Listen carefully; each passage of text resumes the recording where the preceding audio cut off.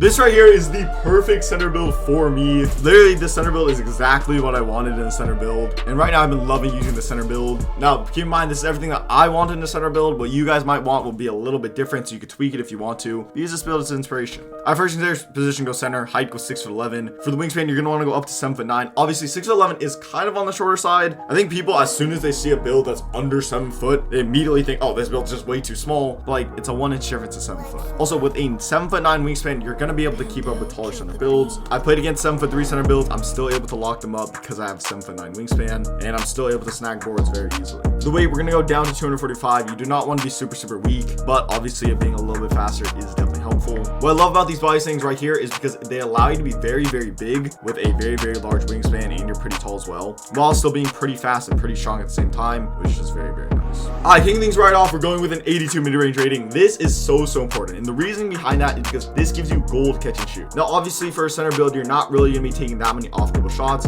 So for this reason, getting a gold catch and shoot is a very important badge, because it'll just make it so much easier for you to spot out, whether that be from the corner or from a pick and pop situation. Also, this does open up your scoring opportunities a ton, as you're able to kind of create your own shot in the mid-range, since you do get silver mini magician, which is a pretty helpful badge. Mid-range shots in 2K24 are, in my opinion, mid-range shots are highly underused in 2K24. They're very easy to hit, much more easy to hit than 3-point shots. With an 82 mid-range, you should definitely be using them a ton. Then we're going with a 76 3-point rating. Now, this is all you need to be able to hit green consistently. What I will say about the shooting on this build is do not take contested shots. I feel like that just goes for any build, but for this build right here especially, make sure you are open if you're going to be shooting. Because you are 6'11", if you're being guarded by someone that's a little bit shorter, then you definitely can get away with taking shots that are just somewhat open, because they just won't get that much of a contest. Or if you're being guarded by someone slower, keep that in mind as well. When it comes to shot selection, it's not just simply how far away someone is. You need to understand how fast they are, how tall they are, the defensive badges they have, and that sort of thing. And with those things in mind, you're able to make a much better judgment of whether or not you should take the shot, which means you're going to be greening a ton more shots, which is something that's very important for this build right here. Now, the thing that I love about having an 82 mid-range as well is that you're able to unlock a ton of good jump shots. The jump shot I've been running with primarily is this jump shot you guys are going to see on the screen right now. Base Eric Pascal, release 1 Jaren Jackson Jr., release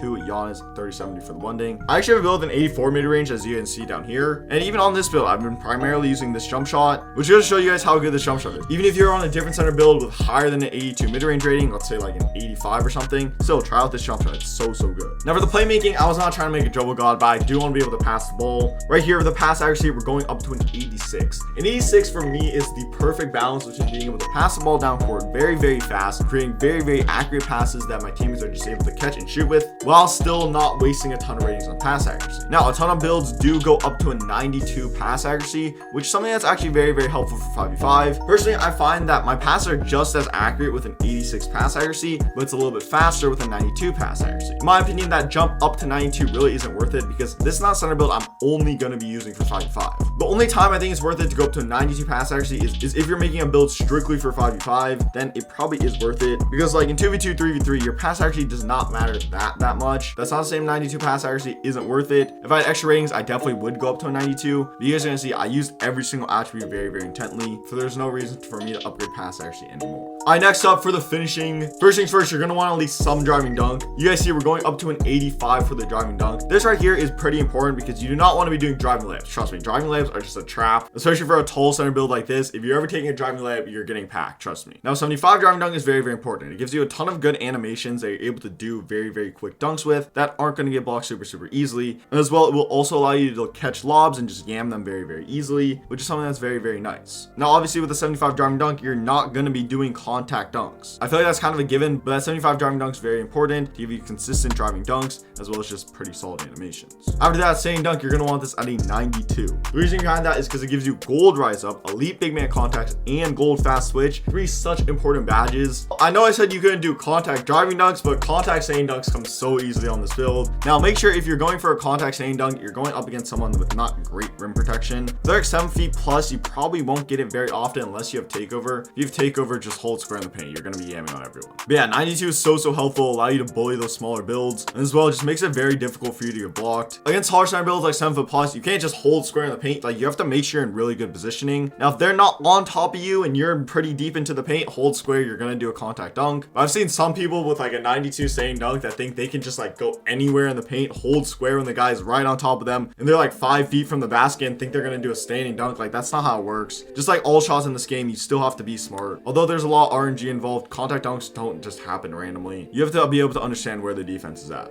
Moving on to defense, this is probably the most important part of any center build. First things first, we're gonna need silver anchor. As you guys know, silver anchor is a must-have this year. It used to be a thing of gold anchor was a must-have, but after like the 2K labs test and stuff, we've seen silver and gold anchor are pretty comparable. That's not to say they're the exact same thing, but in my opinion, for any center build, it is kind of worth it for you to save those extra ratings and putting into something else that's much more valuable, because the difference is honestly way too small. In 2K25, I hope anchor matters a lot more. For the rebounding, you're gonna want a 93 defensive rebound, and then you're also gonna want a 90 offensive rebound. This right here will give you Hall of Fame box out beast, which is a very important badge, and as well as gold rebound chaser. Snagging boards obviously is very important for any center build, and with a very large wingspan and also being pretty tall, you're able to snag a ton of boards. Obviously, defensive rebounds come very easily, and the offensive rebounds can be a little bit more difficult. What I'll say with offensive rebounds is you're not really gonna be grabbing rebounds over people as often as you would with defensive rebounds. But then again, you really shouldn't even be going for offensive rebounds if you're not in a good position anyways. But with Hall of Fame box out beast and gold rebound chaser, if you box out your opponent, you're gonna be able to get the rebound every single time. There's really not that big of a difference between a 70 and a 93 rebound rating. Really, the only thing that determines whether or not you're a good rebounder is obviously skill, and then also your badges. In terms of rebounding, badges matter way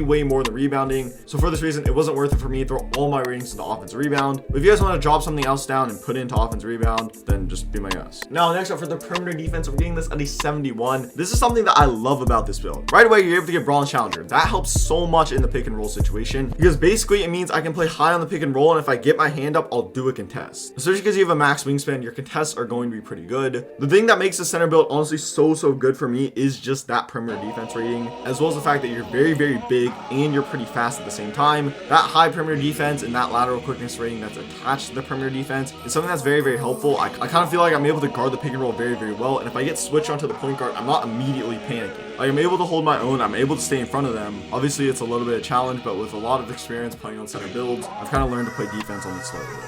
Now, with shield rating, we're getting the size 60. This is important. It gives you bronze interceptor, which is a very helpful badge. You're going to be getting a ton of passing lanes on this build because you're very tall with a very large wingspan, and you get bronze interceptor, which honestly makes a pretty big difference. You'd be surprised. Also, with the last range, just put them in the free throw. I kind of forgot this earlier. You should get a 60 free throw rating. You'll be able to hit free throws consistently. And then scrolling down here to the physicals, right here you guys see you're able to get 70 speed, which is honestly pretty good for a center build. There's also 60 acceleration, a 90 strength rating, which is very important, 75 vertical, and a 92 stamina rating. Here's full build if you guys want to copy it, and it comes out to be a good old mid-range threat, which is honestly a really boring name, but it is what it is. Drop me a like, subscribe to the channel. I'm out.